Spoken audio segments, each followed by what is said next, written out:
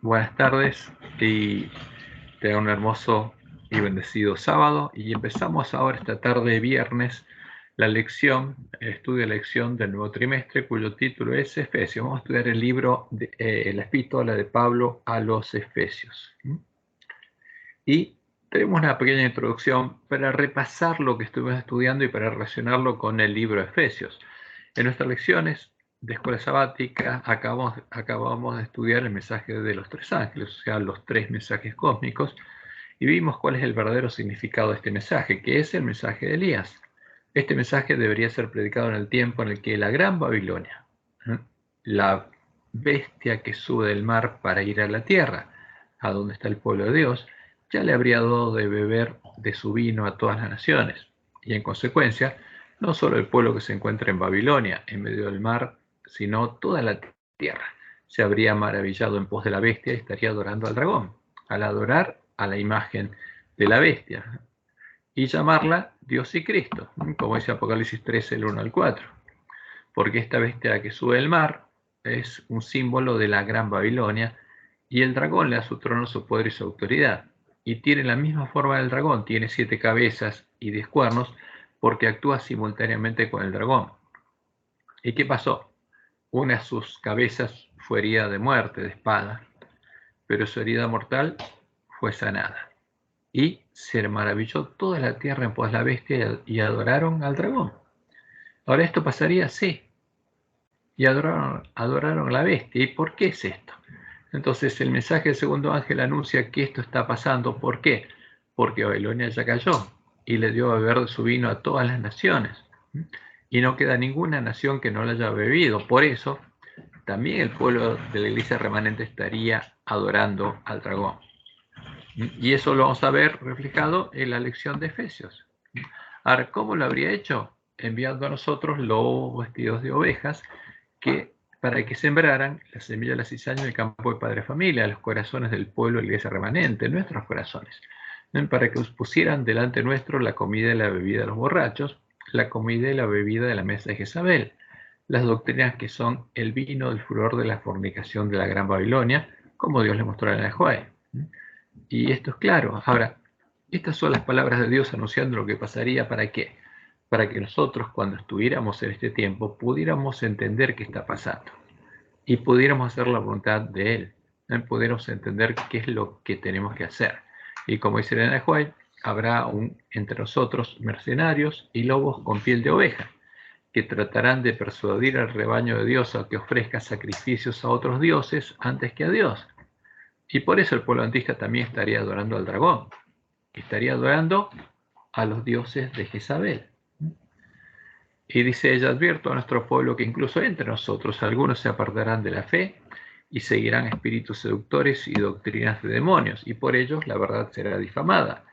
Ocurrirá una obra maravillosa. Los ministros, abogados y médicos que han permitido que esas falsedades rijan su espíritu de discernimiento, serán ellos mismos engañadores, unidos a los engañados.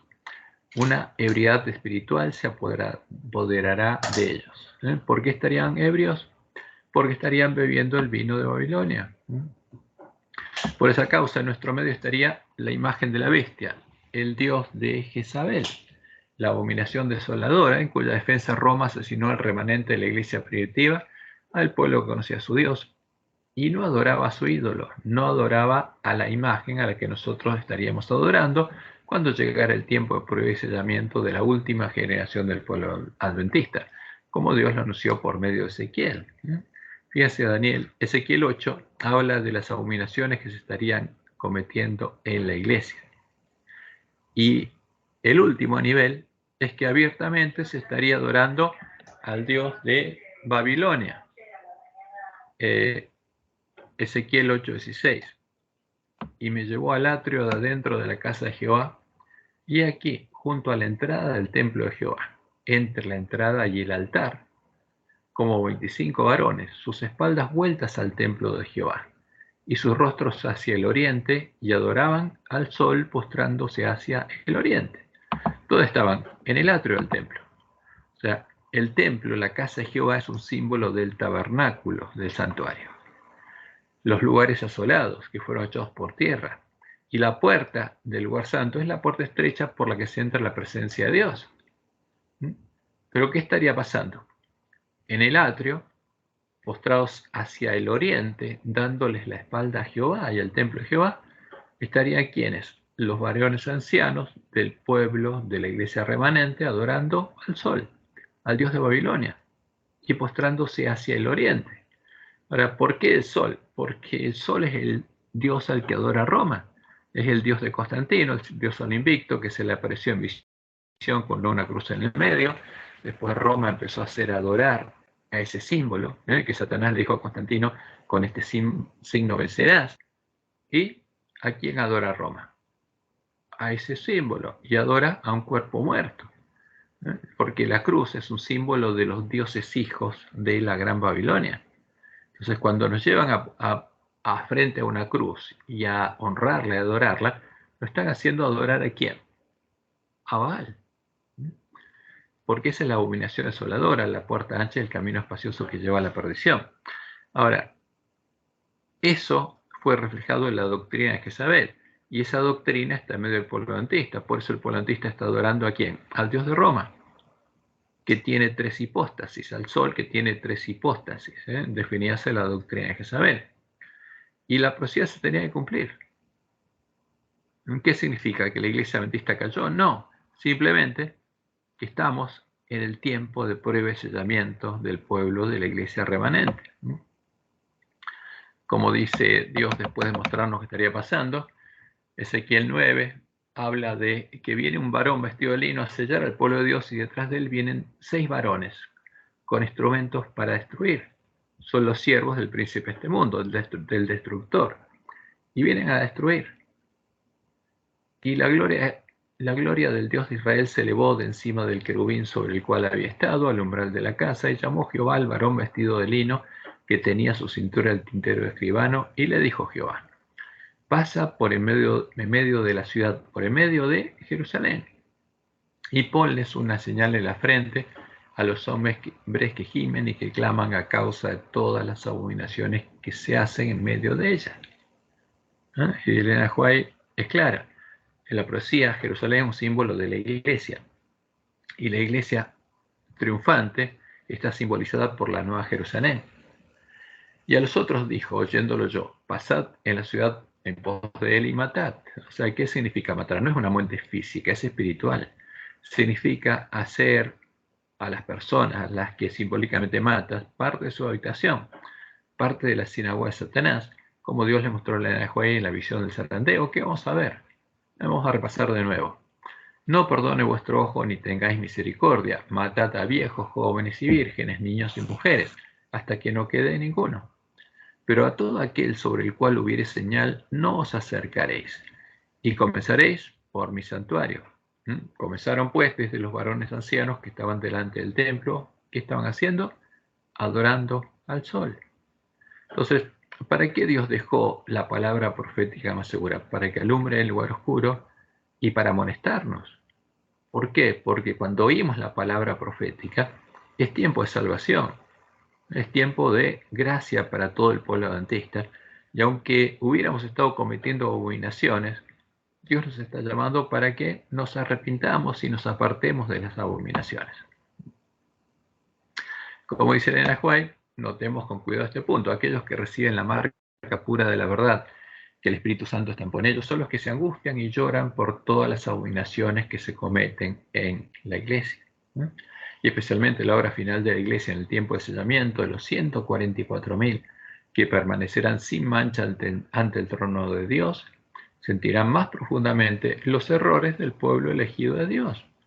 Porque el ángel de la Odisea se cree rico porque no ve lo que está pasando. Ahora, cuando los vea, es probado. Y los que se angustian y lloran y actúan siguiendo la voluntad de Dios, van a recibir el sello de Dios. ¿Qué habría pasado?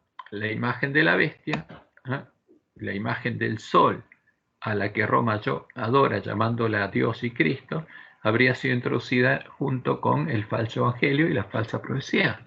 La falsa profecía que apareció en el folleto de Escuela Sabática, el último folleto de Escuela Sabática. que tiene por objeto engañar al pueblo adventista, hacerlo adorar a Baal, como ocurrió en el tiempo de Acab y Jezabel, y evitar que se prepare para poder recibir el sello de Dios. Y el folleto pasado vimos la falsa profecía, y en esta lección vemos el falso evangelio, ¿no? La lección pasada estaba mezclada la falsa profecía y el falso evangelio, pero como la carta de Pablo es evangélica, ahora vamos a ver el falso evangelio. Y como dice Elena, muchos ocuparían nuestros púlpitos predicando ¿qué cosa? La falsa profecía encendida por la infernal tea satánica. Y no se le permitiría a los siervos fieles, a los ministros fieles, predicar, porque si hay alguno fiel que empieza a dudar de las otras cosas que están predicando, que son falsas, serían retirados del púlpito, no se les permitiría predicar.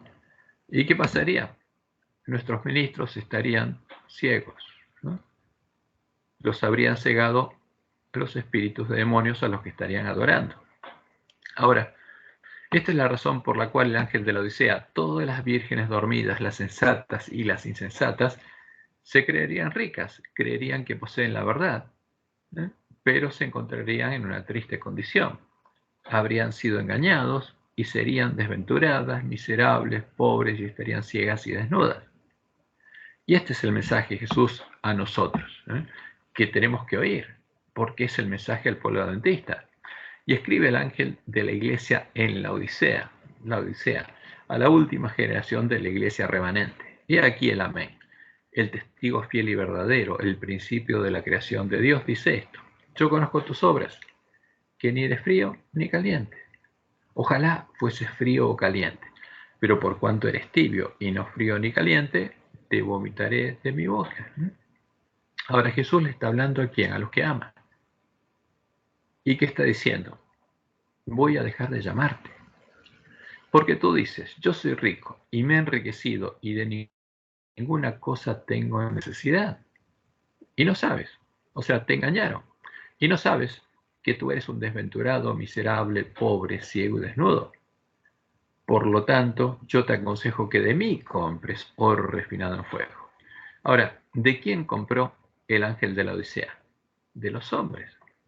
Creen los hombres y lo engañaron. O sea, cree en el folleto de la lección y no prueba a la ley, al testimonio, si es verdad o no es verdad lo que aparece en el folleto. Cree ciegamente en lo que le venden. Y Jesús dice, yo te aconsejo,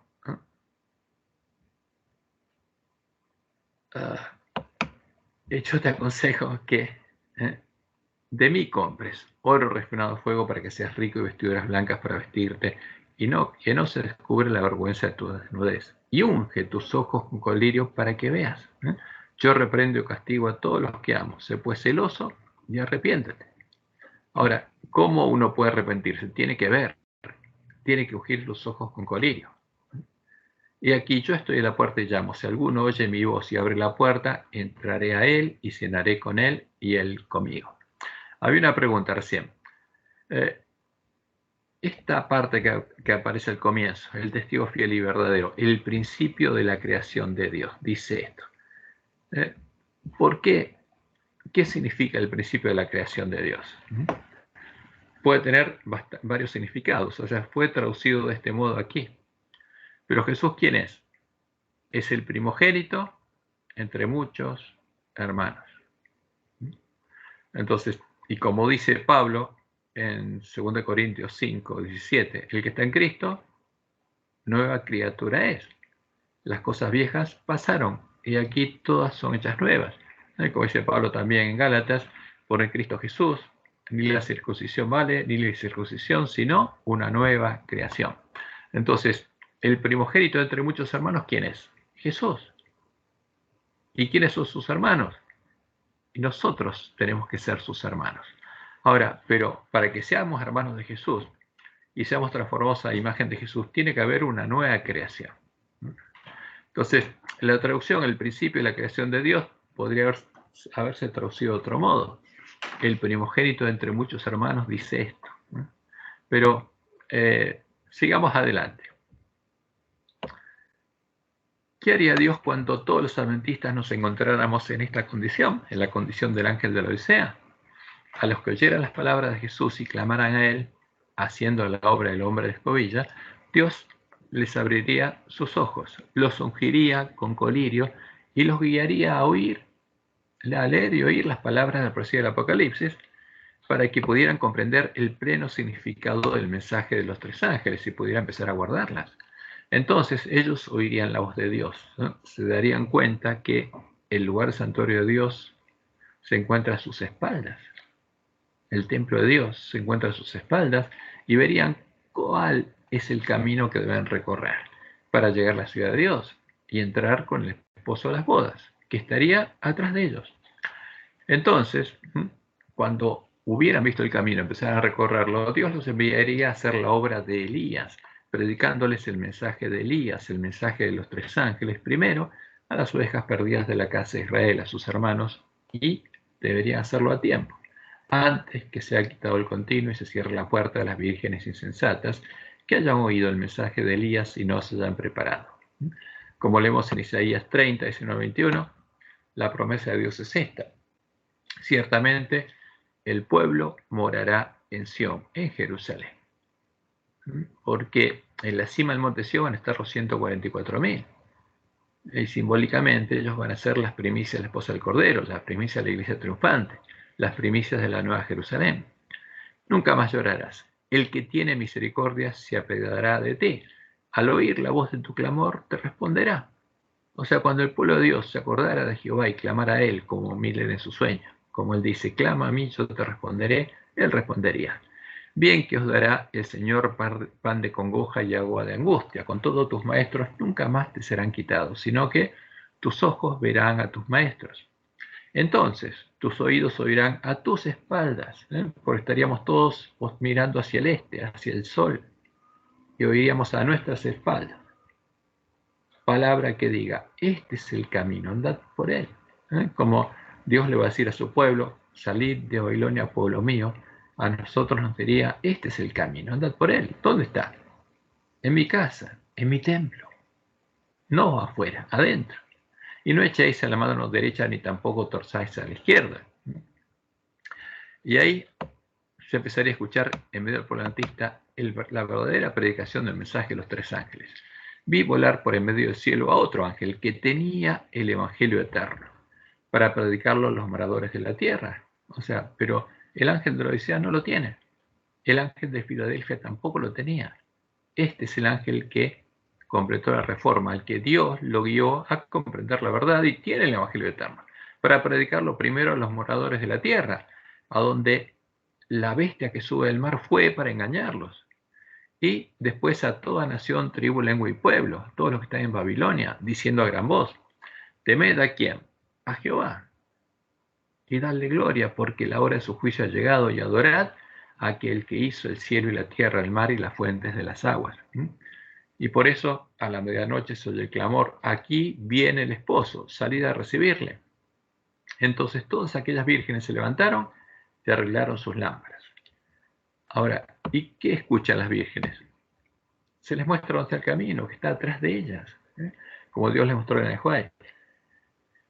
Dice ya mi primera visión, como Dios me ha mostrado el camino.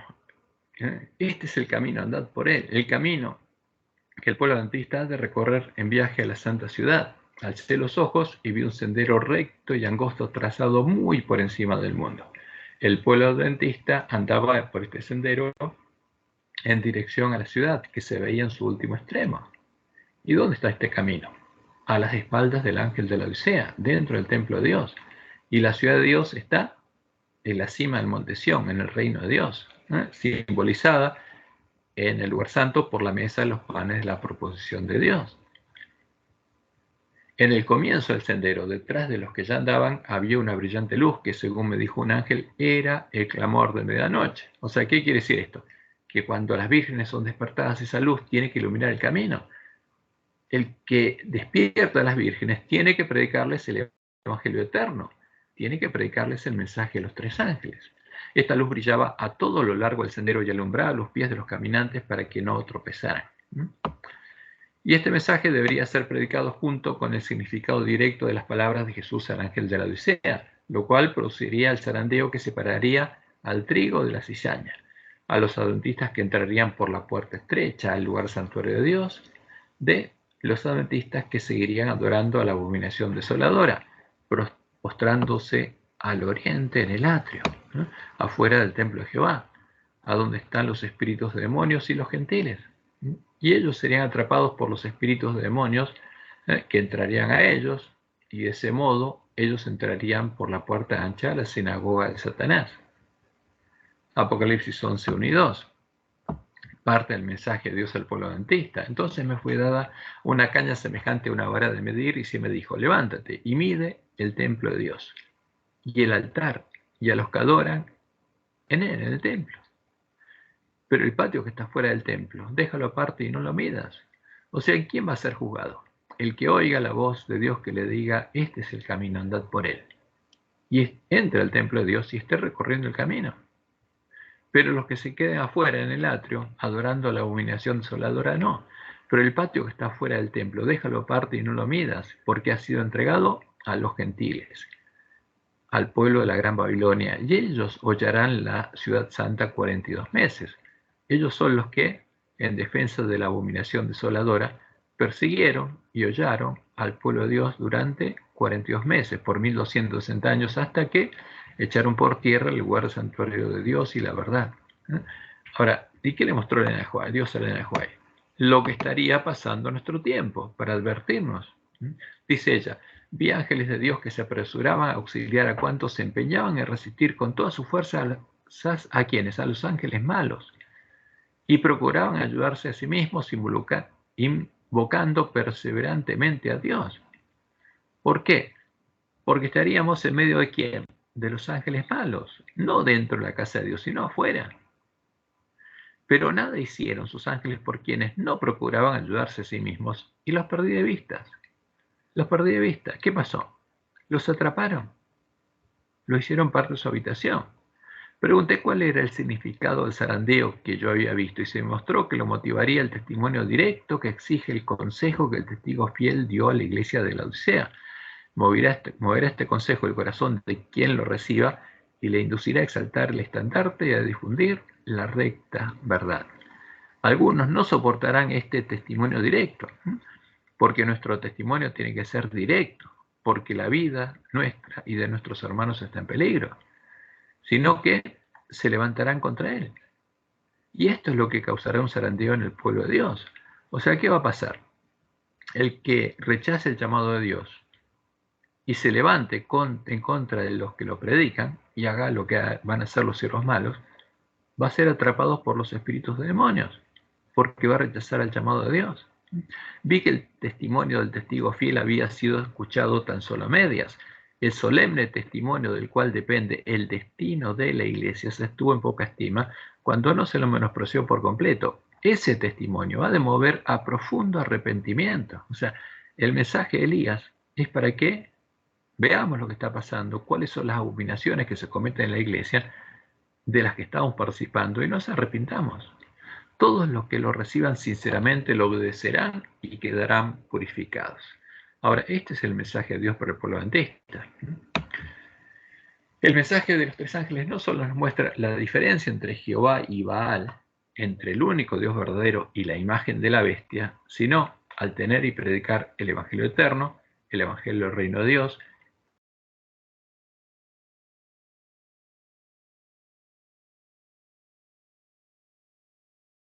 este es el camino angosto que recorrían los miembros de la iglesia primitiva, siguiendo las pisadas de Jesús, el autor y consumador de la fe, el primogénito de la simiente de la mujer vestida de sol, el primogénito entre muchos hermanos, hasta que a finales del siglo XIII, al finalizar los 1260 años en los que Dios sostendría su iglesia en el desierto, el lugar santuario de Dios y la verdad fueron echados por tierra.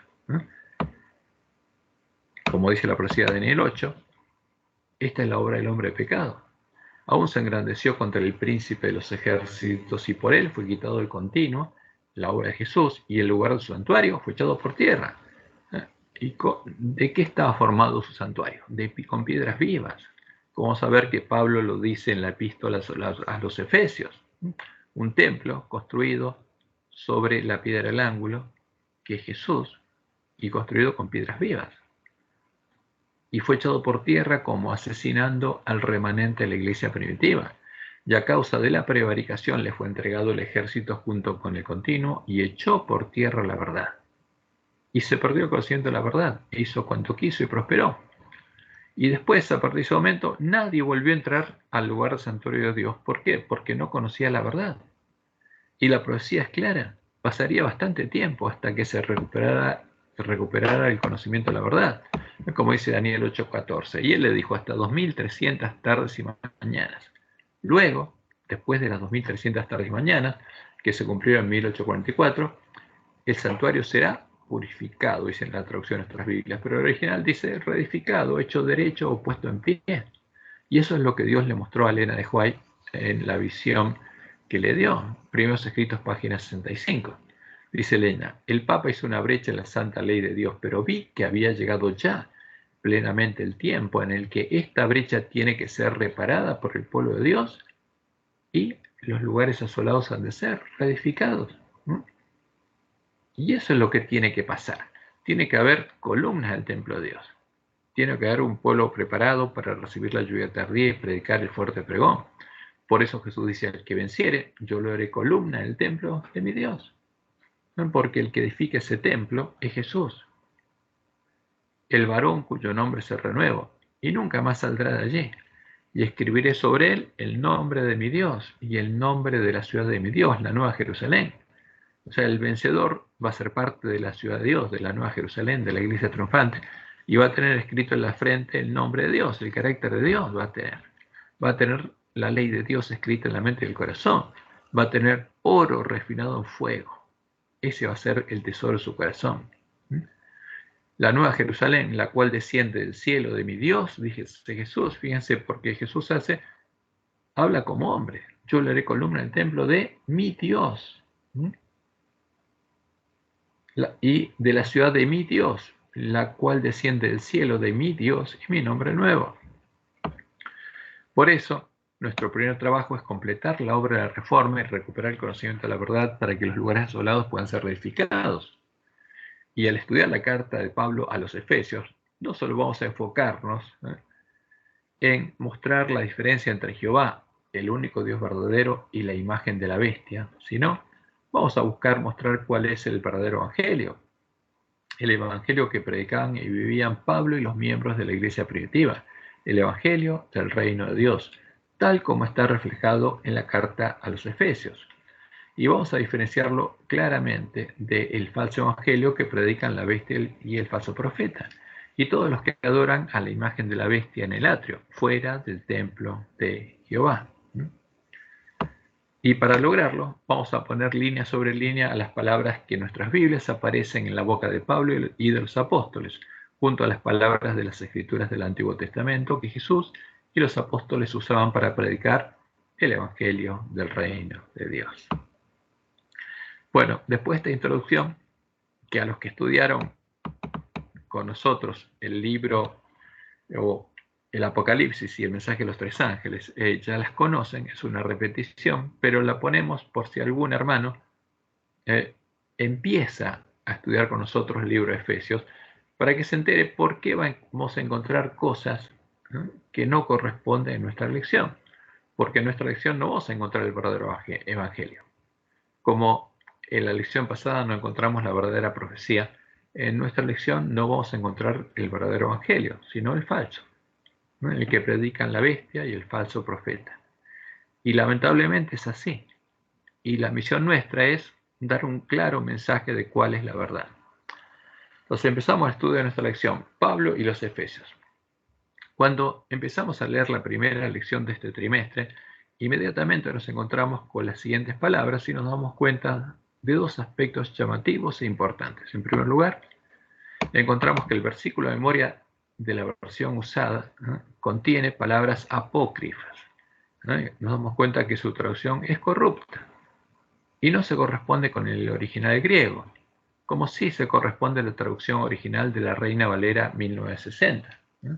Y vamos a leer primero este versículo, Efesios 1, al 9 al 10, dándonos a conocer el misterio de su voluntad, según su beneplácito, el cual se había propuesto en sí mismo de reunir todas las cosas en Cristo, en la dispensación del cumplimiento de los tiempos, así las que están en los cielos como las que están en la tierra. Y este es el propósito de Dios, volver a unir lo que estaba separado. ¿Qué estaba separado? El hombre estaba separado de Dios. Los pecadores estaban separados de Dios. Y el objetivo de Dios era volver a reunir todo. ¿Para qué? Para que Él pudiera venir a morar y a reinar en nosotros. Ahora, pero ¿qué dice la versión que pusieron en nuestro folleto? Ahí dice para memorizar. Y dice lo siguiente, nos dio a conocer el misterio de su voluntad, según su beneplácito, que se había propuesto en Cristo, para que, llegado el tiempo, reuniera en Él, bajo una sola cabeza, todo lo que está en el cielo y lo que está en la tierra. Y esto dice algo que es totalmente distinto a lo que dice el original, el griego original, que a su vez sabemos que es parte de los cadáveres de los dos testigos, pero esta es una corrupción mayor del texto, porque el texto no dice eso, y cuando lo leamos, la semana que viene vamos a estudiarlo completo, vamos a ver claramente lo que quiere decir Pablo. Y por supuesto, no lo vamos a leer de la versión que usan los autores de nuestra lección, que cada vez está más corrupta, sino vamos a usar la Reina Valera 1960 y el texto recibido. Entonces, y el autor sigue diciendo, cuando escribimos algo, tenemos un propósito, ¿no? Y esto es importante, por supuesto. Todo el que escribe tiene un propósito de escribir, quiere comunicar un mensaje, y el autor de la lección también, y Pablo también. Y vamos a saltar lo que habla de Abraham Lincoln, porque es un ejemplo que no agrega nada a nuestro estudio. Y el siguiente párrafo dice, Pablo tiene un propósito profundo que motiva su carta. En parte al encarcelamiento de Pablo, Efesios 3, 13 y 6, 20, y en parte debido a la continua persecución y las tentaciones, los efesios se sienten tentados al desánimo.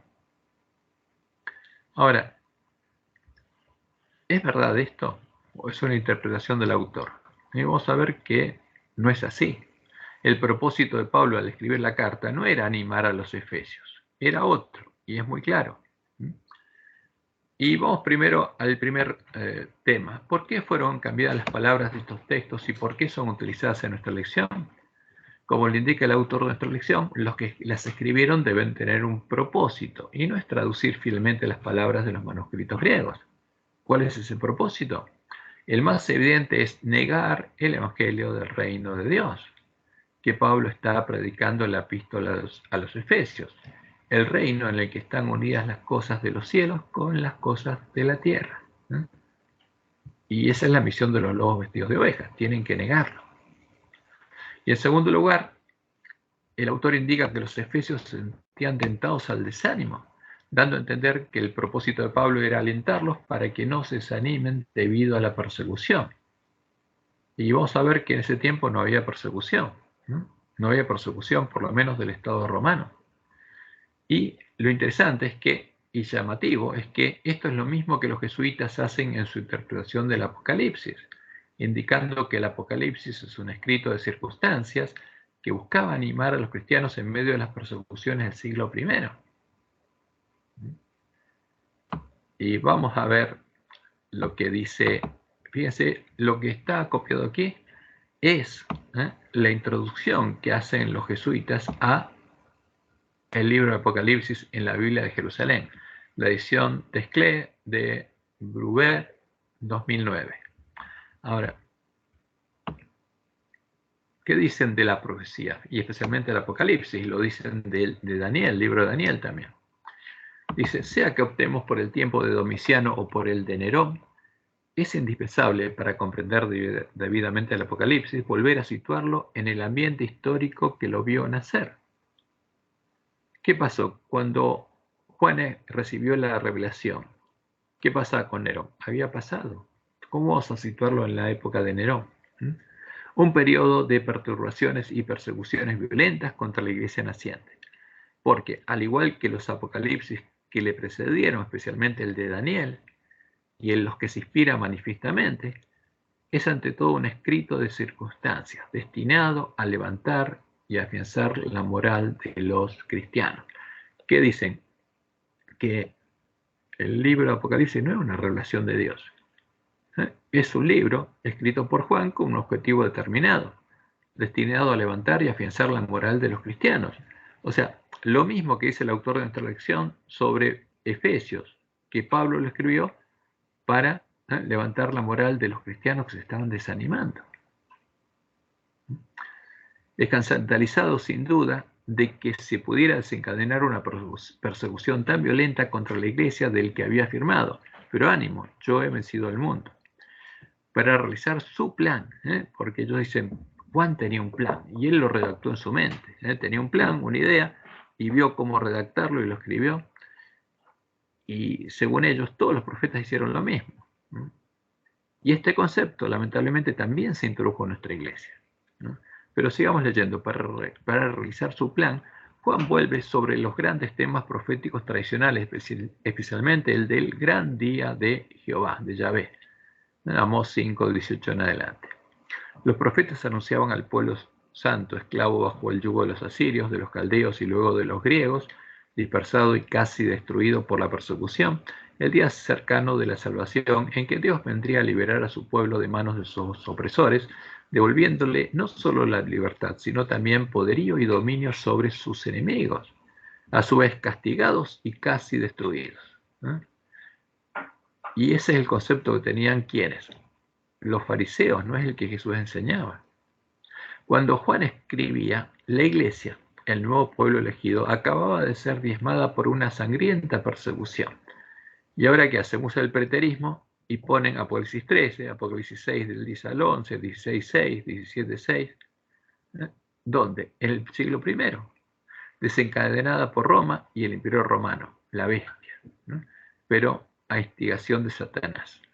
Apocalipsis 12 y 13, 2 al 4. El adversario por excelencia de Cristo y de su pueblo. Entonces, ¿qué dicen? Que el Apocalipsis es algo escrito por Juan. Y después dicen varias barbaridades que no vamos a leer para sintetizar un poco.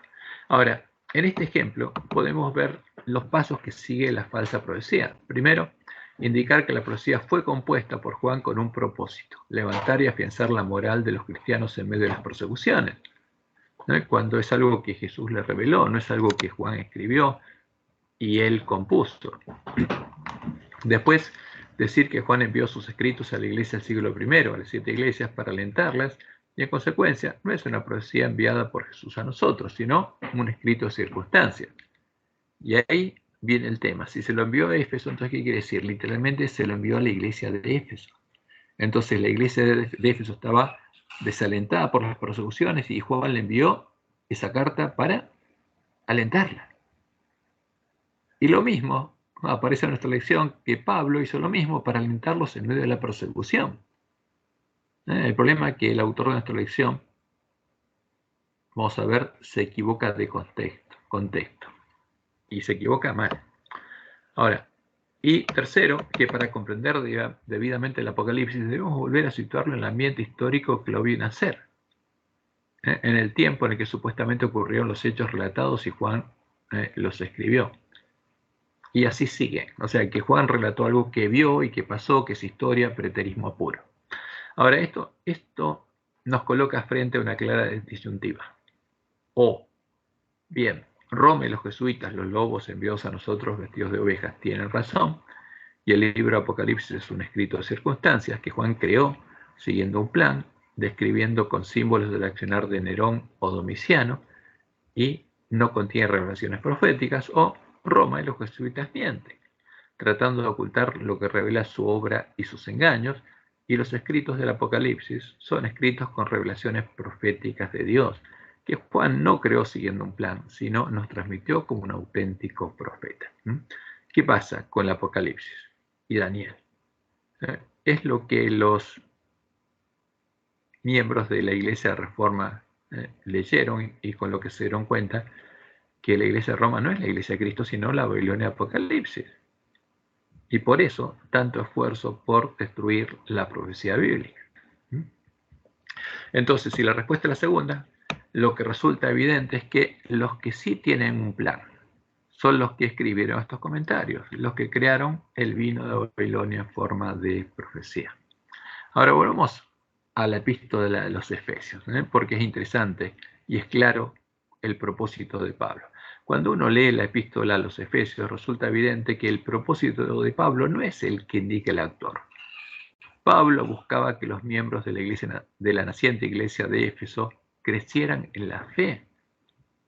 No buscaba alentarlos en las prosoluciones que no tenían, porque no estaban siendo perseguidos aún por el Imperio Romano. Pablo buscaba que los miembros de la iglesia, naciente iglesia de Éfeso crecieran en la fe, para que todos pudieran llevar adelante el ministerio que Dios les había dado, porque todos los cristianos eran ministros del Evangelio. Este es el crecimiento que necesitamos nosotros para poder cumplir nuestra misión. Y leamos como ejemplo Efesios 4, del 11 al 13. Y él mismo, dice Pablo, constituyó a unos apóstoles, a otros profetas, a otros evangelistas, a otros pastores y maestros. ¿A fin de qué? ¿Por qué? ¿Cuál es el propósito de él? Porque él era un apóstol y era profeta, porque Dios le mostró cosas que iban a ocurrir. Y era evangelista y era pastor. Ahora, ¿cuál es la misión de Pablo? A fin de perfeccionar a los santos para la obra del ministerio. Esa es la preocupación de Pablo. Y escribió esta epístola evangélica, que presenta el verdadero evangelio, para que ellos conocieran, como saber que él lo dice explícitamente, cuál es la voluntad de Dios, a qué Dios los había llamado. Y tenía que enseñárselos a fin de perfeccionar a los santos para la obra del ministerio, para la edificación del cuerpo de Cristo, hasta que todos lleguemos a la unidad de la fe y del conocimiento del Hijo de Dios, a un varón perfecto, a la medida de la estatura de la plenitud de Cristo. ¿Y quién hace esta obra? Es la obra que Dios estaba haciendo, porque Él estaba predicando el Evangelio del reino de Dios. Y al llevarlos a ser varones perfectos a la medida de la estatura de la plenitud de Cristo, el primogénito entre muchos hermanos, es la obra que Dios estaba haciendo en ellos, en todos los que habían entrado en su reino y estaban recorriendo el camino angosto que lleva a la vida, siguiendo las pisadas de Jesús, siendo ministros de Cristo. Por eso Pablo dice en 2 Corintios 5, 17 al 21, de modo que si alguno está en Cristo, ¿qué pasa? Nueva criatura es. Nació de nuevo, hay una nueva creación.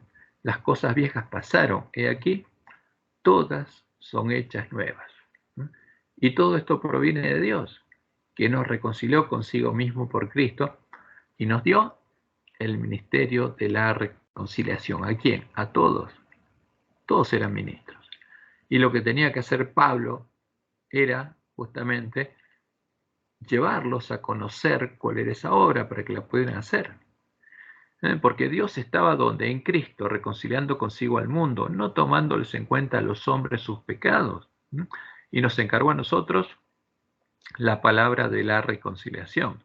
Así que somos embajadores en nombre de Cristo, como si Dios rogase por medio de nosotros. Os rogamos en nombre de Cristo, reconciliaos con Dios. Eso es lo que Dios buscaba unir. ¿Unir a quién? A los hombres nuevamente con Él. Los que habían quedado separados de Él y destituidos de su gloria. Justamente el Evangelio del Reino de Dios lo que dice es que iban a volver a estar reconciliados con Él y unidos a Él, y Él iba a hacer la obra que había prometido. Por eso dice Pablo, al que no conoció pecado, por nosotros lo hizo pecado, para que nosotros fuésemos hechos justicia de Dios en Él. Y el que se reconcilia con Dios es hecho parte del reino de Dios, uniendo las cosas del cielo con las de la tierra. Por eso Jesús decía, el reino de los cielos, el reino de Dios se ha acercado. Y Él empieza a transformar la imagen de Jesús. O sea, cuando alguien se une a Dios, se une a Cristo, se une a la vida verdadera, el labrador empieza a transformar la imagen de Jesús. Como dice Pablo en Romanos 8, 28 al 30. Y sabemos que los que aman a ¿quién?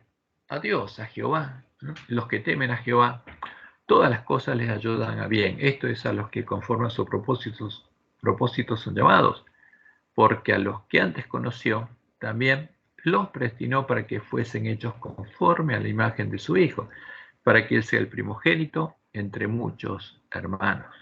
Esto es lo que quieren ocultar los lobos vestidos de ovejas, porque quieren impedir que vuelva a encenderse la luz que se había encendido en el tiempo de la iglesia primitiva.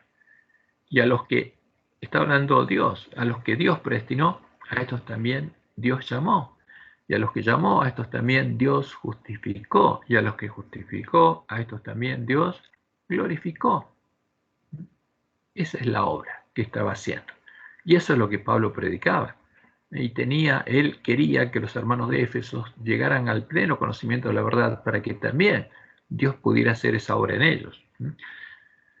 Por eso resulta llamativo que en el bosquejo de la carta que aparece en nuestra lección no haya ninguna referencia a el Evangelio del Reino de Dios, ni a la obra de Dios en medio de su pueblo, a la que Pablo sí hace una clara y abundante referencia, porque está predicando el verdadero Evangelio. Entonces, esta es lo que aparece en nuestra lección el martes 27 de junio de 2023. El bosquejo, dice, hay un saludo inicial, después una bendición introductoria, hay una oración para que los creyentes reciban sabiduría en Cristo, y una vez muertos espiritualmente, ahora exaltados en Cristo, Efesios 2 del 1 al 10. Después Cristo crea la iglesia compuesta de judíos y gentiles. Después aparece Pablo como predicador de Cristo a los gentiles. Pablo ora para que los creyentes experimenten el amor de Cristo, conserven la unidad de la iglesia, inspirados por el Espíritu, anden en nueva vida y fomenten la unidad, anden en amor, luz y sabiduría, practiquen una vida moldeada por Cristo en el lugar cristiano, ¿no? Manténganse unidos, la iglesia como el ejército de Dios, y saludos final. Y no hay ni una mención al Evangelio del Reino de Dios. Como veremos, este trimestre, el Evangelio que presenta nuestra lección no es el Evangelio del Reino de Dios, no es el Evangelio eterno, no es el verdadero Evangelio. Es el mismo Evangelio que predica el falso profeta, es un Evangelio jesuita, en el que Dios prácticamente no existe, ya que los jesuitas hacen que el Jesús al que ellos adoran, la abominación asoladora, ocupe su lugar. Y quieren que nosotros busquemos escondernos de la ira del Dios Padre detrás de Jesús, ¿no? El Dios Hijo al que ellos adoran. Y este Dios Padre y este Dios Hijo no son ni el verdadero Padre ni el Santo, el verdadero Jesús. Son imágenes, son ídolos. Ahora, y eso es lo que Dios dijo que pasaría con nosotros, y está pasando. Entonces, vamos a tratar de analizar el contexto histórico y profético de la carta a los Efesios. En esta lección aparece la siguiente cronología sobre el vínculo de Pablo con la iglesia de Éfeso. Y aquí aparece en la lección del 24 de junio, pero hay un error, no es el 24 de junio. Déjenme que lo busco. ¿Cuándo fue? Así lo corregimos. Acá está el esquema y la cronología aparece en la lección del lunes 26 de julio. Vamos a corregirlo. Así no lo dejamos, así queda bien. Si no, esto es el lunes 26 de junio. Y aquí aparece la siguiente cronología, ¿no? Que no está mal, sino que es incompleta. Entonces, una cronología orientativa de la relación de Pablo con Éfeso. Primero, en el 52 después de Cristo, breve visita inicial de Pablo a Éfeso, que está en Hechos 18 al 21. Después, de los años 53 al 56 después de Cristo, está el ministerio de 3 años de Pablo en Éfeso, nombrado en Hechos 19 del 1 al 21. Y ahí redacta 1 Corintios casi al final de su estadía, como él mismo relata en 1 Corintios 16, 5 al 9. En el año 57 hay un micrófono que se abrió, si se fijan por favor. En el año 57, dice, estando en Mileto, Pablo se reúne con los ancianos de Éfeso, ¿no? Está relatado en Hechos 20, 17 al 38. año 62 después de Cristo. Pablo redacta su carta a los Efesios, probablemente desde su confinamiento en Roma. ¿Qué pasaba? Nosotros sabemos que Pablo requirió ser oído por el César, porque era un derecho de todo ciudadano romano, porque los judíos lo querían matar. Y entonces fue quitado a los judíos y enviado a Roma. Pero el César se demoró en oírlo. Entonces vamos a ver lo que pasó realmente. A esta cronología debemos agregarle lo siguiente. En el 64 o 65 después de Cristo, ¿qué pasó? Cuando se presenta ante César, ante Nerón, ¿no? Y es hallado inocente, Pablo es dejado en libertad e inicia un nuevo viaje misionero en el que probablemente haya visitado también Éfeso. ¿Por qué? Porque Roma no perseguía a la iglesia cristiana. Pablo se movía en libertad por todo el imperio, y los cristianos también. Este es un claro testimonio que nos muestra que la iglesia cristiana no era perseguida por el Estado romano cuando Pablo escribió la epístola a los Efesios. Pablo simplemente estaba esperando que César lo oyera. Entonces, la persecución que había era realizada por las autoridades judías de Jerusalén, que perseguían a los cristianos que se reunían en el templo de Jerusalén y en las sinagogas de todas las ciudades, expulsándolos de las sinagogas, como Jesús había dicho. Y finalizó con la destrucción de Jerusalén en el año 70 después de Cristo, porque cuando la organización religiosa judía fue destruida en el año 70, se acabó la persecución por parte de los judíos. No hubo más persecución de los judíos. La persecución de los judíos que inventa Roma es un invento. A partir de ese momento, los judíos dispersos y los cristianos dispersos, ambos fueron perseguidos por Roma. ¿Y qué pasó en el año 66? El pueblo judío se levantó en contra de las tropas romanas que habían rodeado por primera vez a Jerusalén. Y ese sitio comenzó el día 14 del mes séptimo del calendario levítico, porque los romanos sabían que empezaba la fiesta de los tabernáculos y todos los judíos iban a Jerusalén. De ahí los rodearon. Y cuando las tropas romanas se estaban retirando de Jerusalén, porque tuvieron que retirarse de Jerusalén, y los cristianos aprovecharon para salir, ¿qué pasó con los judíos que estaban enardecidos? Persiguieron y asesinaron a muchos soldados romanos. Y entonces Nerón mandó perseguir a los cristianos, a los que consideraba una secta de los judíos, y Pablo fue aprisionado y ejecutado por las fuerzas romanas. A partir de ese momento, la iglesia cristiana es oficialmente perseguida por el Estado romano. Entonces, los cristianos no eran perseguidos cuando Pablo escribió la carta. No eran perseguidos por Roma. Y eso es importante que lo tengamos en cuenta. Por eso, el objetivo de Pablo es claro. Él quería edificar a la iglesia. Quería edificar a los hermanos de la iglesia de Éfeso. Una iglesia nueva, formada por muchos griegos que tenían ideas, conceptos paganos, recibidos de la filosofía pagana. Entonces, y vamos ahora, avancemos un poco más. ¿Qué pasa con Éfeso desde el punto de vista de la profecía? Y es interesante que la profecía del Apocalipsis identifique a la primera de las 7 iglesias, en la correspondiente al periodo de la iglesia apostólica, que abarcó del año 31 hasta el año 100, cuando murió Juan, con el nombre de la ciudad de Éfeso. Pero no se refiere a la iglesia literal de Éfeso, sino se refiere a toda la iglesia cristiana en el periodo apostólico. Y como nosotros sabemos, la profecía del Apocalipsis es el rollo cerrado con 7 sellos que Dios le dio a Jesús cuando él venció, cuando fue glorificado y salió a la batalla venciendo y para vencer. Y este rollo no podía ser abierto y sus palabras no podrían cumplirse si Jesús no vencía, dado que el rollo solo podría ser abierto por el Cordero inmolado, como dice Apocalipsis 5. Y esto es lo que Dios le mostró a Juan.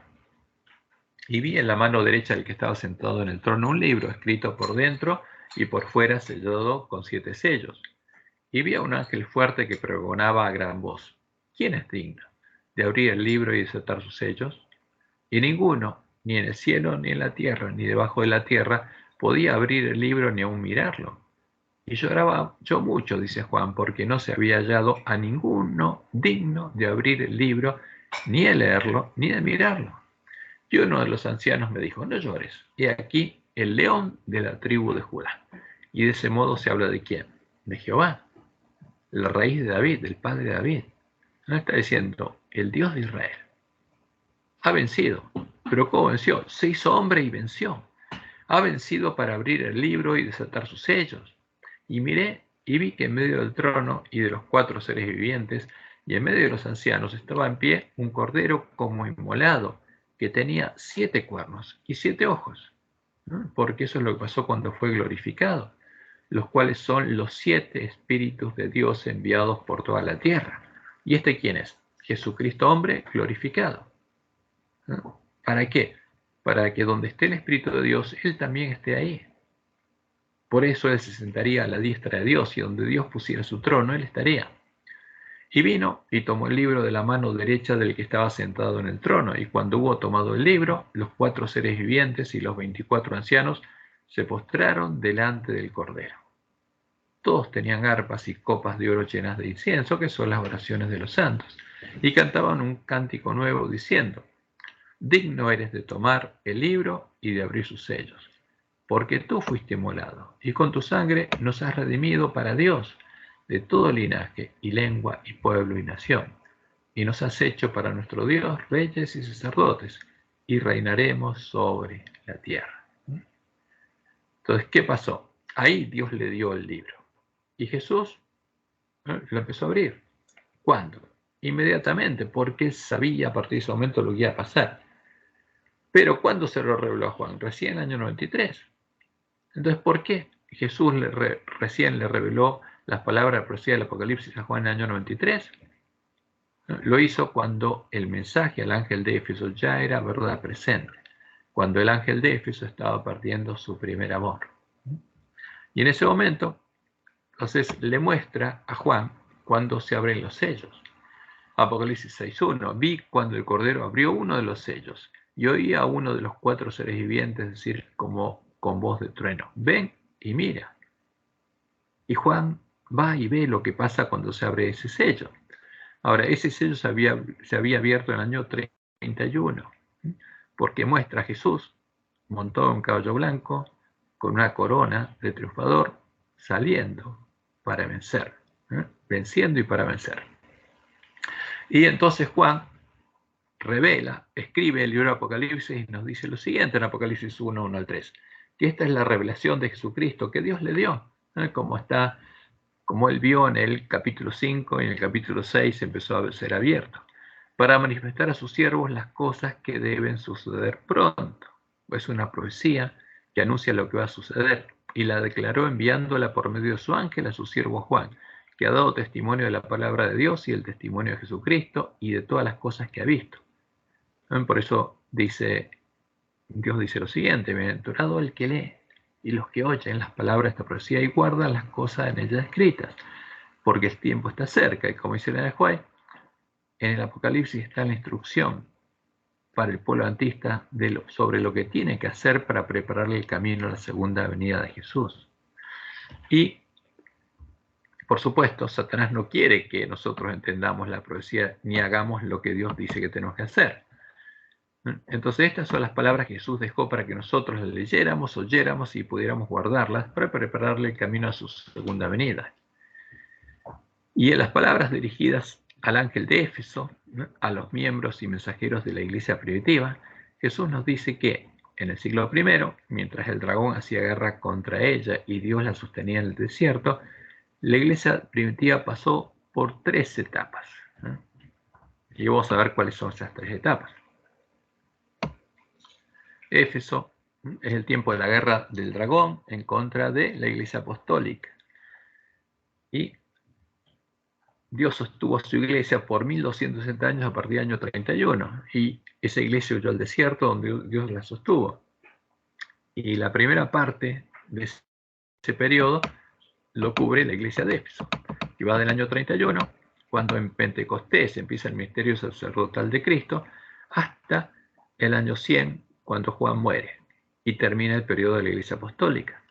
Y en ese periodo Satanás trató de corromper la fe de la iglesia primitiva enviando falsos apóstoles, pero no lo logró porque ellos los probaron con las palabras de los 2 testigos. Y estas son las palabras de Jesús al ángel de la iglesia en Éfeso, que los primeros cristianos, recién la oyeron en el año 93. Y por supuesto cumplieron su propósito. Escribe el ángel de la iglesia en Éfeso, el que tiene las 7 estrellas en su diestra, el que anda en medio de los 7 candeleros de oro, dice esto: yo conozco tus obras y tu arduo trabajo y paciencia, y que no puedes soportar a los malos, y has probado a los que se dicen ser apóstoles y no lo son, y los has hallado mentirosos. ¿Cómo los probaron? Como los hermanos de Berea, con las escrituras, estudiando diligentemente las escrituras cada día para saber si lo que decía Pablo era así o no era así.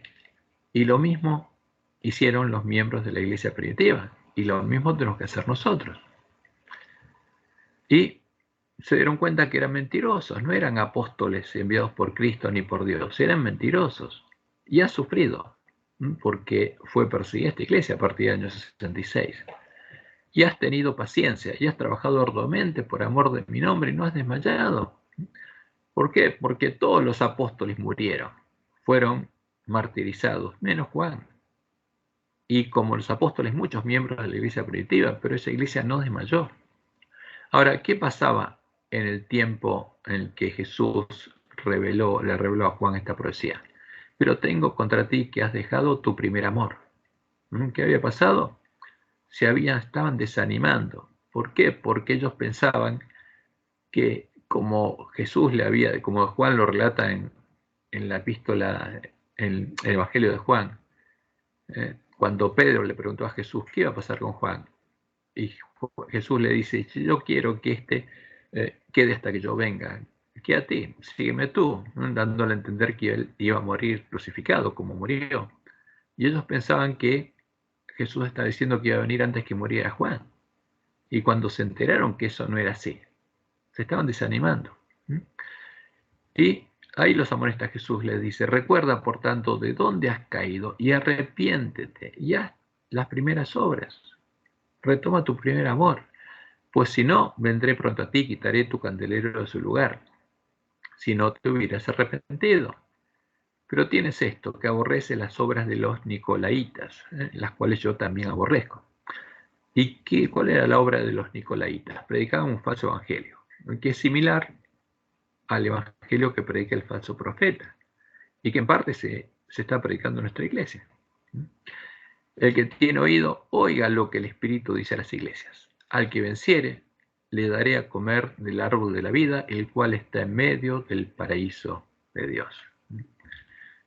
Y esta amonestación llegó en el año 93 y tuvo efecto, ¿no? Como vamos a ver. Entonces, ¿cuáles son las etapas de la iglesia apostólica? La primera etapa: trabajaron ardua y pacientemente sin desmayar por amor al nombre de Jesús.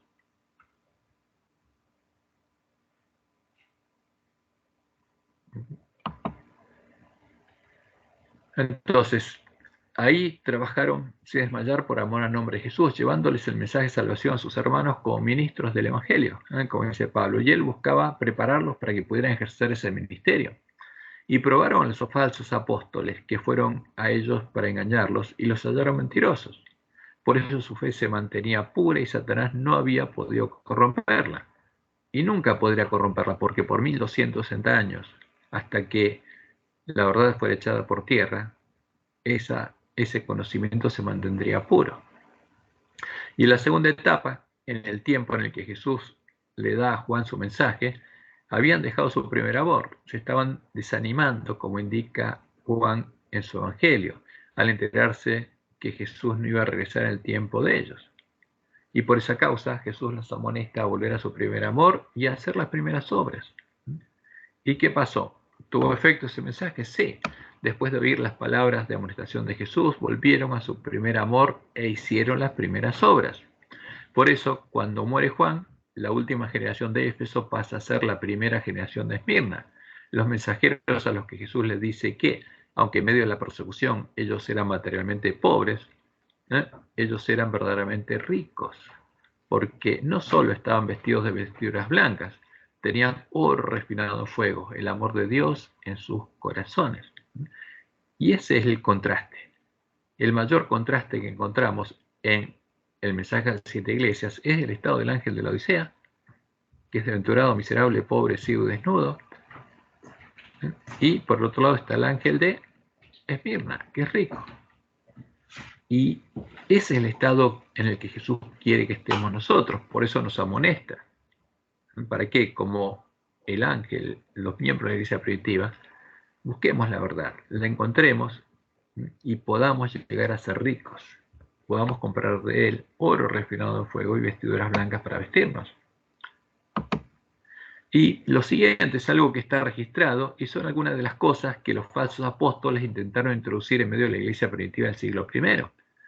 Con las escrituras en sus manos, los primeros cristianos los probaron y los hallaron mentirosos. Y fíjense, porque esto lo escribió Pablo. Aún antes de la muerte de Pablo, en el año 67 después de Cristo, ya había habido intentos de corromper la fe de la iglesia cristiana. Primero por los judaizantes, como él lo relata en Gálatas, y luego por falsos maestros que, como él y Juan los identifican, que hacían, comían los sacrificados a los ídolos, por los filósofos paganos, y buscando explicar filosóficamente el misterio de la piedad, se volvían al politeísmo y dejaban de creer que hay un solo Dios, el Padre, el cual se había hecho hombre para redimirnos. Y esto lo encontramos en 1 Corintios 8, del 4 al 7. Acerca pues de las viandas que se sacrifican a los ídolos, sabemos que un ídolo nada es en el mundo y que no hay más que un Dios. ¿Hay tres personas que sean Dios? No. Pablo es claro, no hay más que un Dios, como dijo Jesús. Esta es la vida eterna, que te conozcan a ti, el único Dios verdadero. Pues aunque haya algunos que se llamen dioses, sea en el cielo o en la tierra, como hay muchos dioses y muchos señores, donde en el Olimpo de los dioses. ¿Por qué? Porque los dioses engendraban hijos de su esencia y de su sustancia. Para nosotros, dice Pablo, sin embargo, solo hay un Dios, el Padre. No había tres. Es claro, Pablo, porque estas palabras no las corrompieron, del cual proceden todas las cosas y nosotros somos para Él, yo, Señor Jesucristo. Y acá hay un párrafo agregado, porque esto es el mismo concepto del Concilio de Nicea, por medio del cual son todas las cosas, o sea que como que Él es el agente del creador, del Dios Padre. O sea, es otro Dios que es un agente creador, y nosotros por medio de Él. Pero este concepto es falso. Pero no en todos hay este conocimiento, porque algunos, habituados hasta aquí a los ídolos, está hablando a los griegos, habituados a la filosofía de Aristóteles y Platón, comen como sacrificado a los ídolos y su conciencia, siendo débil, se contamina. ¿Qué pasa? Empiezan a pensar que Jesús es otro Dios, que hay varias personas que son Dios, que hay tres personas o dos personas o más personas que son Dios. Y Pablo es claro, como dice en 1 Timoteo 2:5, porque hay un solo Dios. ¿Quién es? Como él dice el Padre, Jehová, y un solo mediador entre Dios y los hombres, Jesucristo hombre. ¿Y quién es este hombre? Justamente, es Dios mismo hecho hombre, porque es el misterio de la piedad. E indiscutiblemente grande es el misterio de la piedad. Dios fue manifestado en carne. ¿Quién es Jesús? Dios hecho hombre, como Él lo anunció, como Dios lo anunció. El renuevo de Jehová, porque a Jehová le salió un renuevo humano. Y hay dos personas, sí. ¿Quién? Está Jehová, el Dios omnipotente, y Jesucristo hombre. ¿Quién es? Es Jehová hecho hombre. Dios manifestado en carne. Ese es el misterio de la piedad. Justificado en el Espíritu, visto de los ángeles, predicado a los gentiles, creído en el mundo, recibido arriba en gloria. Y quería introducir otro Jesús, otro Espíritu y otro Evangelio en la iglesia. Como le dice a los hermanos de Corinto, en 2 Corintios 11, del 2 al 4. Porque os celo con celo de Dios, pues os he desposado con un solo esposo, para presentaros como una virgen pura a Cristo. Pero temo que, como la serpiente con su astucia engañó a Eva, vuestros sentidos sean de alguna manera extraviados de la sincera fidelidad a Cristo. Porque si viene alguno predicando otro Jesús, entonces, ¿qué predicaban los falsos apóstoles? A otro Jesús, que el que os hemos predicado, o si recibís otro espíritu que el que habéis recibido, u otro evangelio que el que habéis aceptado, bien lo toleráis. Entonces, ¿qué hacían? Predicaban a otro Jesús, recibían otro espíritu y predicaban otro evangelio. ¿Y qué pasó con los miembros de la iglesia primitiva? Probaron a estos falsos apóstoles y los hallaron mentirosos. Y como dice Juan, posteriormente, guiados por el espíritu del anticristo, los espíritus de demonios que los hacían parte de la sinagoga de Satanás, algunos negaban que Jesús vino a nuestra carne y venció al pecado en la carne. Y esto se aplica especialmente a los gnósticos. ¿Y qué dice Juan en 1 Juan 4, 1 al 3? Amados, no creáis a todo espíritu, sino probad los espíritus si son de Dios. Porque muchos falsos profetas han salido por el mundo. En esto conoced el Espíritu de Dios. Todo espíritu que confiesa que Jesucristo ha venido en carne, en nuestra carne, y venció al pecado en nuestra carne, en nuestro lugar, es de Dios. Y todo espíritu que no confiesa que Jesucristo ha venido en carne, no es de Dios. O sea, todo espíritu que no confiesa que Jesús tomó nuestra carne, no es de Dios. Y este es el espíritu del anticristo, el cual vosotros habéis oído que viene y que ahora ya está en el mundo. Y esto identifica claramente a la doctrina de Roma, al Jesús de la Trinidad,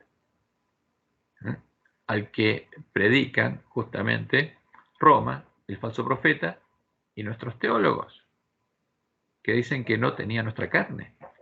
¿Por qué? Porque nosotros tenemos una carne corrompida por el pecado, y Jesús no tenía pecado. Entonces, por eso, si nosotros tenemos una carne con pecado, Jesús no podía tener nuestra carne, entonces vino con otra carne, y no es nuestro hermano. No tiene la carne de David, y ese es el anticristo.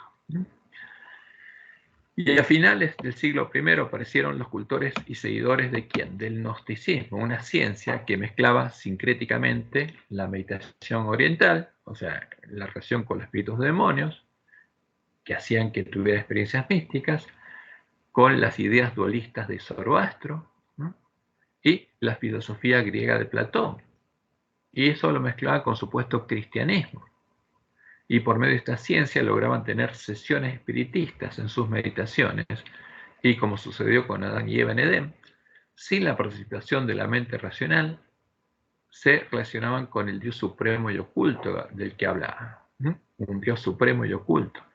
Y este Dios entraba en ellos y ellos obtenían experiencias místicas y conocimiento con la iluminación de sus mentes por el Ser Supremo. Entonces, un conocimiento que pasaba arriba de la mente racional y llegaba directamente a la mente de ellos, como sucedió con Adán y Eva, que de golpe, ¿qué pasó? Tenían otro conocimiento en la mente, alguien lo había escrito ahí. Y como podemos leer en Wikipedia, el gnosticismo del griego antiguo, gnósticos, tener conocimiento, es un conjunto de antiguas ideas y sistemas religiosos que se originó en el siglo I entre sectas judías y cristianas antiguas. Estos varios grupos enfatizaban el conocimiento espiritual, la gnosis, por encima de las enseñanzas y tradiciones ortodoxas y la autoridad de la Iglesia, viendo la existencia material como defectuosa y malévola. La cosmogonía gnóstica generalmente presenta una distinción entre un Dios supremo y oculto. Esto viene de Platón, ese Dios que no se relaciona con el mundo material y tiene agentes, dioses agentes que actúan por él, como el Verbo, y una deidad menor y malévola, decían ellos, en ocasiones asociada con Yahvé en el Antiguo Testamento, con el Creador, que creó ¿qué cosa? El bien y el mal. ¿Quién es responsable de crear el universo material? Los gnósticos consideraban que el principal elemento de salvación era el conocimiento directo de la divinidad suprema, en la forma de intuiciones místicas o esotéricas, eran espiritistas. Muchos textos gnósticos discuten no los conceptos de pecado y arrepentimiento, sino de ilusión e iluminación. Según esta doctrina, los iniciados no se salvan por la fe en el perdón y gracias al sacrificio de Cristo, sino que se salva mediante la gnosis o conocimiento introspectivo de lo divino, que es un conocimiento superior a la fe. Ni la sola fe ni la muerte de Cristo bastan para salvarse. El ser humano es autónomo para salvarse a sí mismo. El gnosticismo es una mística esotérica de la salvación. Se mezclan sincréticamente creencias orientalistas e ideas de la filosofía griega, principalmente platónica. Es una creencia dualista. El dualismo viene del Zoroastro, la ciencia del bien y el mal. El bien frente al mal, el espíritu frente a la materia, el ser supremo frente al demiurgo, el espíritu frente al cuerpo y el alma. El término proviene del griego gnósticos, ¿no? O conocimiento, gnosis o conocimiento. Ahora, como vemos, lo importante para ellos era recibir el espíritu, que ellos creían que era el Dios supremo, y obtener conocimiento de este Dios supremo, sin necesidad de entender doctrina, sin necesidad de oír la palabra de Dios.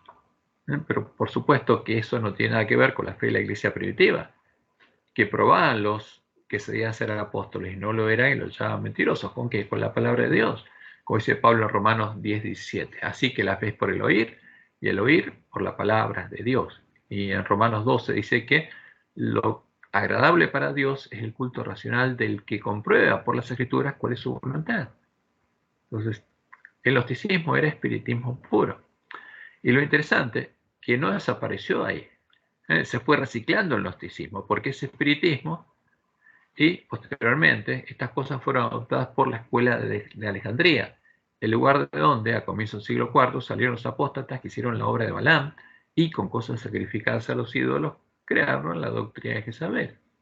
De ahí salieron ¿quién? Atanasio, salió Arrio y salieron todos los teólogos más famosos de la iglesia de Roma. Pero ¿qué pasó? Cuando Dios levantó a la iglesia de Reforma, Satanás levantó al orden de los jesuitas y una de las cosas, una de las herramientas que le dio fue la herramienta que tenían los gnósticos. En el siglo XVI, Ignacio Loyola redescubrió este tipo de meditación y empezó a practicarla en sus ejercicios espirituales. De ese modo creó las meditaciones ignacianas y empezó a enseñárselas a los miembros de la orden de los jesuitas, la Compañía de Jesús, y ellos empezaron a practicarlas e introducirlas en medio de las iglesias protestantes como parte de la obra de la Contrarreforma, con el objetivo de transformar a sus miembros en parte de la sinagoga de Satanás. ¿Por qué? Porque el espíritu que entra a estas meditaciones son espíritus de demonios. Y las meditaciones ignacianas, en todas sus variantes, lo que buscan es hacer que el que las practica se haga habitación de demonios y tenga experiencias místicas.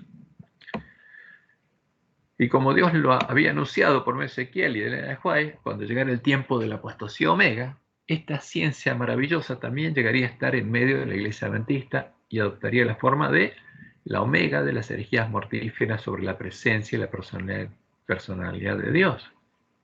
Al practicar esta ciencia, los adventistas empezarían a hacerse imágenes de sus ídolos en sus mentes, especialmente a la imagen a la que llamaría Jesús, y empezarían a adorar y a orarle estas imágenes. Esto es lo que ocurre, por ejemplo, en las reuniones conocidas como a solas con Jesús o a solas con Cristo, en las que es enseñada y practicada la meditación evangélica creada por Ignacio de Loyola. Ahora, ¿en qué consiste esta meditación evangélica, como lo llaman los jesuitas? En tomar una escena de la vida de Jesús, recrearla en la mente, hacerse una imagen de todo, incluso una imagen de Jesús, y darle vida a Jesús y oír cuando Él habla, y cuando mira, y cuando se pasea, etcétera, etcétera. Y es hacerse una imagen, y esa imagen llamarla Jesús. Y después, esta imagen toma vida. Y ese Jesús llega a hablarles a los que practican estas meditaciones. Y por supuesto, el que habla no es Jesús. El que da vida a esta imagen son los espíritus de demonios. Y eso fue anunciado por Dios que ocurriría en medio de su pueblo por medio de Ezequiel. En Ezequiel 8, del 7 al 13, tenemos la segunda abominación que se introduciría en medio de la iglesia remanente. La primera es la imagen del celo, la imagen definida en la doctrina de Jezabel. Y en la segunda se enseñaría al pueblo de Dios a hacer esto, empezando por los varones ancianos. Y me llevó a la entrada del atrio y miré, y aquí en la pared un agujero, ¿Qué hay en el atrio? El altar, la fuente, no hay paredes, pero esto es simbólico porque ahí están los varones ancianos. Entonces lo que Dios le quería mostrar es lo que había en la mente de los varones ancianos que estarían adorando al sol. Y me dijo, hijo de hombre, cava ahora en la pared. Y cavé en la pared y aquí una puerta. Y me dijo, entra y ve las malvadas abominaciones que estos hacen allí. Entré pues simbólicamente y miró Ezequiel. ¿Y qué pasaba en las mentes, en las habitaciones? Y aquí toda forma de reptiles y bestias abominables. Y todos los ídolos de la casa de Israel que estaban pintados en la pared por todo alrededor. Todas las imágenes que se habían hecho en sus mentes. Y delante de ellos estaban 70 varones de los ancianos de la casa de Israel. En el atrio no hay paredes ni agujeros. ¿eh? Es simbólico. Porque en el atrio, ¿qué hay? Está el altar, y después del altar que está la fuente, y después que está la puerta de entrada al lugar santo. Entonces, pero Dios le mostró en el atrio simbólicamente una pared y un agujero para que él cabe. No hace referencia a la brecha hecha en la ley de Dios, es simplemente un símbolo que muestra lo que estaría en la mente, en la habitación de los ancianos, como en el caso de que Dios le mostró a Guillermo Miller, que en su habitación estaría llena de suciedad y basura y él tendría que barrerla. Esta es la habitación de los varones ancianos. ¿Y qué pasó? Y ahí Ezequiel vio todos los ídolos de la casa de Israel que estaban pintados en la pared por todo alrededor, y delante de ellos estaban 70 varones de los ancianos de la casa de Israel, y Hazanías, hijo de Safán, en medio de ellos, cada uno con su incensario en su mano, y subía una nube espesa de incienso. ¿Qué estaban haciendo? Estaban orando. ¿A quién? A las imágenes. Y me dijo, hijo de hombre, ¿has visto las cosas que los ancianos de la casa de Israel hacen en tinieblas, cada uno en sus cámaras pintadas de imágenes? Porque cada uno tiene su propia cámara pintada con imágenes. Porque dicen ellos, no nos ve Jehová, Jehová ha abandonado la tierra. Me dijo pues, vuélvete aún, verás abominaciones mayores que hacen esto, porque este sería el comienzo. Primero la imagen del celo, después hacerse imágenes en la mente de los dioses definidos en la imagen del celo y orarles, ¿no? Para que tomen vida. Esta es la meditación ignaciana, esto es lo que creo Ignacio Loyola, y después vienen las dos siguientes abominaciones. Ahora, los que practicaran estas cosas empezarían a vivir experiencias místicas en las que los espíritus demonios entrarían a ellos, los harían parte de su habitación, les darían vida a las imágenes de Jesús y se comunicarían con ellos, haciéndose pasar por Jesús, como Jesús dijo en su sermón profético, cuando habló que en el tiempo sermón profético el reino de los cielos sería semejante a las 10 vírgenes. Lo primero que dice es que tengamos cuidado con quién, con los que vendrían a nosotros diciéndonos yo soy el Cristo. ¿Y quiénes vendrían? Hombres, no. ¿Quiénes vendrían? Los espíritus de demonios. Y esta sería una de las causas por la que muchos adventistas, empezando por los varones ancianos, serían hechos parte de la sinagoga de Satanás. Por eso esta es la más mortífera de todas las herejías, como dijo Elena de White. Y esto lo estamos viendo, es parte del mensaje de Elías, que el pueblo adventista debe oír a tiempo.